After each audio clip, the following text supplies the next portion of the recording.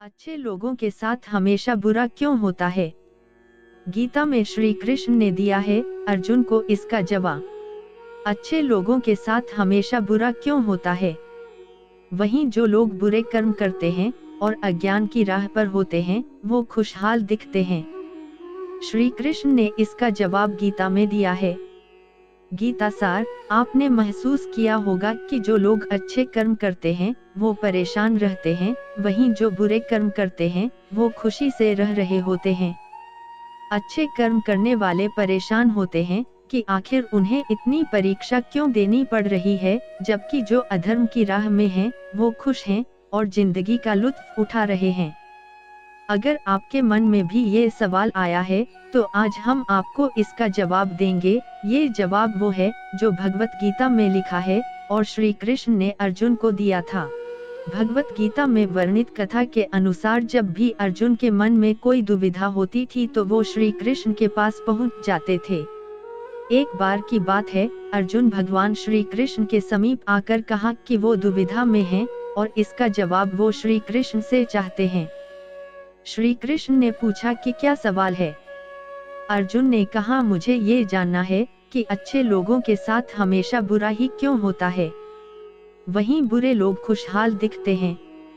अर्जुन के मुंह से ऐसी बातें सुनकर श्री कृष्ण मुस्कुराए और कहा, मनुष्य जैसा सोचता है और महसूस करता है वैसा कुछ नहीं होता है, बल्कि अज्ञानता की वजह से वो सच्चाई नहीं समझ पाता है। अर्जुन उनकी ये बात समझ नहीं पाए। इसके बाद श्री कृष्ण ने क्या कहा वो जानते हैं। श्री कृष्ण ने अर्जुन से कहा, पार्थ, मैं तुम्हें एक कथा सुनाता हूँ, उसे सुनकर तुम समझ जाओगे कि हर प्राणी को उसके कर्म के हिसाब से ही फल मिलता है। प्रकृति हर किसी को अपनी राह चुनने का मौका देती है, अब वो मनुष्य की इच्छा पर निर्भर करता है कि उसे धर्म की राह चुननी है या अधर्म की। कथा शुरू करते हुए श्री कृष्ण ने कहा, एक नगर में दो पुरुष रहा करते थे। एक पुरुष व्यापारी था जिसके जीवन में धर्म की बहुत महत्ता थी। वो पूजा पाठ में यकीन रखता था, वो हर रोज मंदिर जाता था और दान धर्म भी करता था और हर रोज भगवान की पूजा करता था। वहीं दूसरा पुरुष बिल्कुल विपरीत था, वो हर रोज मंदिर तो जाता था लेकिन पूजा करने नहीं, बल्कि मंदिर के बाहर से जूते चप्पल चुराने।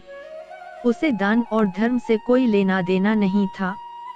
समय बीतता गया और एक दिन बहुत जोर की बारिश हो रही थी, इस वजह से मंदिर में पुजारी के अलावा कोई नहीं था। ये बात जब दूसरे पुरुष को पता चली तो उसने कहा कि ये सही मौका है मंदिर का धन चुराने का। पंडित से नजर बचाकर उसने मंदिर का सारा धन चुरा लिया।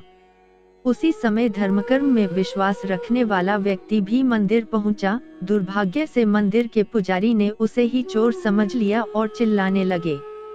वहां लोग एकत्र हो गए और उसे बहुत मारा। किसी तरह वो बचते बचाते वहां से निकला तो दुर्भाग्य ने उसका साथ वहां भी नहीं छोड़ा। मंदिर के बाहर वो एक गाड़ी से टकरा गया और घायल हो गया।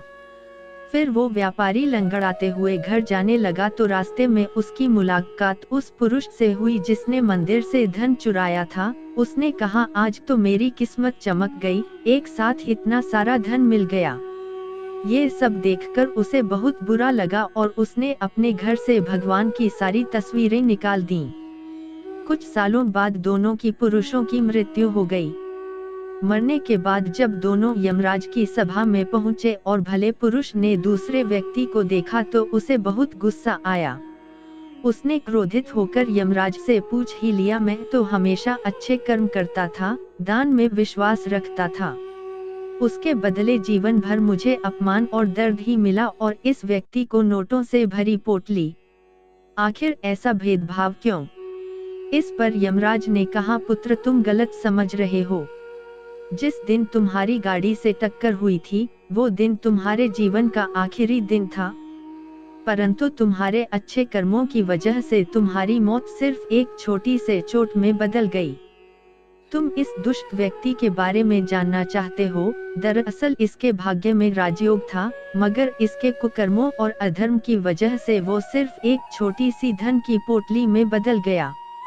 दोस्तों, लाइक, कमेंट और सब्सक्राइब जरूर करें और ऐसी ज्ञान की बातें जानने के लिए